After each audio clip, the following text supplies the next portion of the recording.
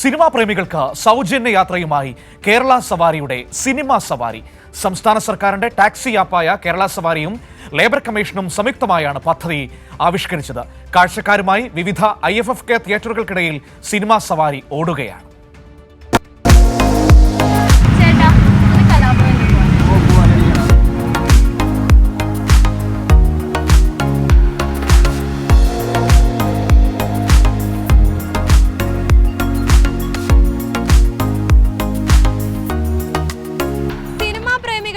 ഒരു സവാരി യാത്ര.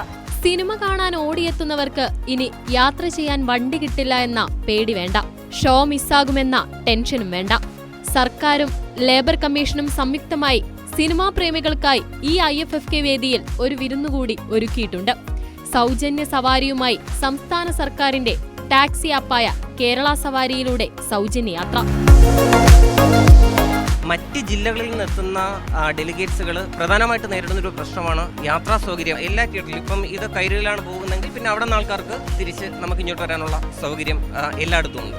ഇനി 7 ദിവസവും സിനിമാ പ്രേമികളുടെ സിനിമാ സവാരി കൂടിയായി ഈ കേരള സവാരി മാറും. തിയേറ്ററുകളിൽ നിന്നും തിയേറ്ററുകളിലേക്ക് നിലയ്ക്കാതെ ഈ സവാരി ഓട്ടോകൾ ഓടും.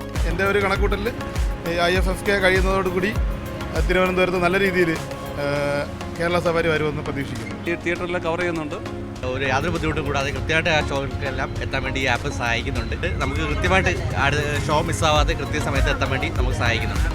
പല വേദികളിലേക്കൊക്കെ പോകാനായിട്ട് ഇവിടെ ഫ്രീ സർവീസ് കൊടുക്കുന്നത് ഭയങ്കര യൂസ്ഫുൾ ആണ്. ചലച്ചിത്രമേളയിൽ പങ്കെടുക്കുന്ന പ്രേക്ഷകർക്ക് മെച്ചപ്പെട്ട ഗതാഗത സൗകര്യവും സമഗ്രമായ മേള അനുഭവമാണ് സിനിമാ സവാരിയിലൂടെ ലക്ഷ്യമിടുന്നത്.